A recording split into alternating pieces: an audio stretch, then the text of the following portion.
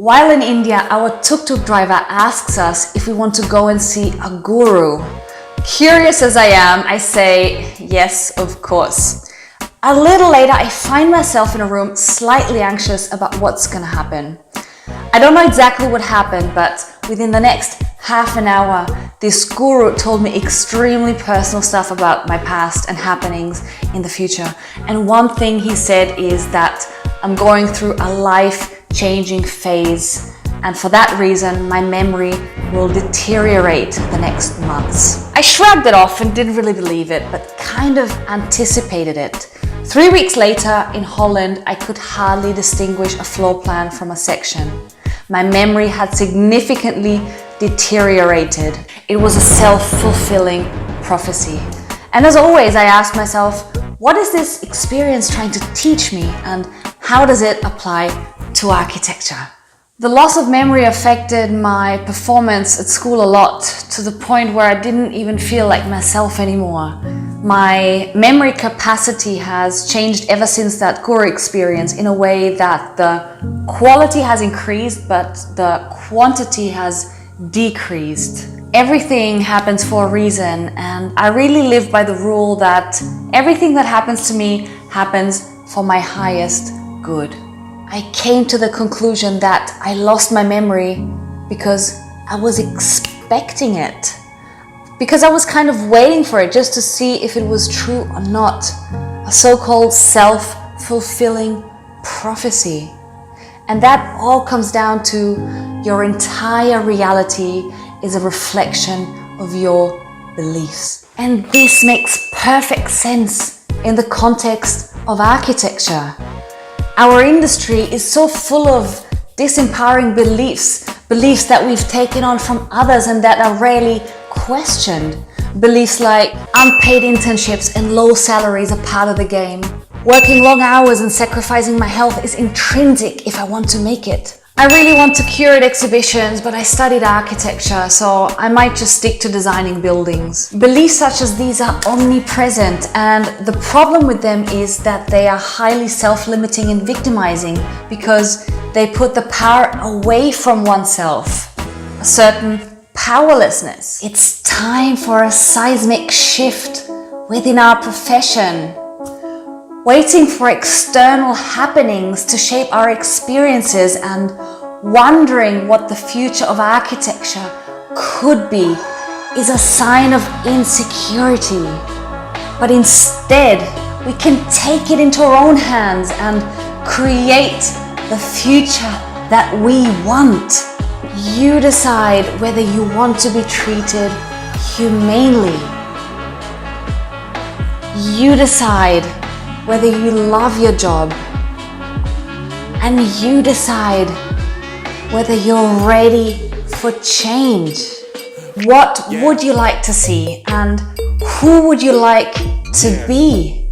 Do you want fair pay, and do you think you deserve to be treated humanely? And do you think you deserve a job that is enjoyable and meaningful? First step to create change is to know that all the good and healthy things are natural and absolutely possible. And the second step to create change is to recognize that everything starts within you. And what you get is merely a reflection of your innermost beliefs. How are you supposed to get what you want if you think you don't deserve it?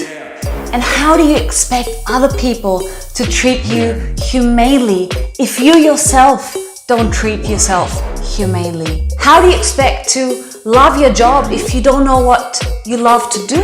You are worthy of all the good things. You deserve a job. You deserve a humane job that you genuinely enjoy. You deserve waking up in the morning happy to go to work. You deserve fair pay. You are enough. You really are enough. We all are enough. The moment I realized that I am enough, my whole life started to change. It's time to collectively rise up by challenging our beliefs and recognizing what we are worth with accumulated, accredited knowledge and expertise. We are entitled to have a job that is enjoyable and meaningful. We are entitled to get paid and treated humanely. If we stop feeding the system for once, companies will finally realize that they can't keep doing what they're doing. It's a loop, and the change starts within us, within you. Yes, you. Now, how does this change come about in you? It's very simple, yet not so simple. Self-love. Self-love is a journey. And if you're ready for some magic, I have a little yet very powerful challenge for you. For 1 month, every evening before you go to sleep, write down 5 things that you were grateful for that day, and then 5 things that you love and admire about yourself. This is what self-love could look like. I'm confident and I ask for what I want. I always ask for adequate salary and I would not settle for less.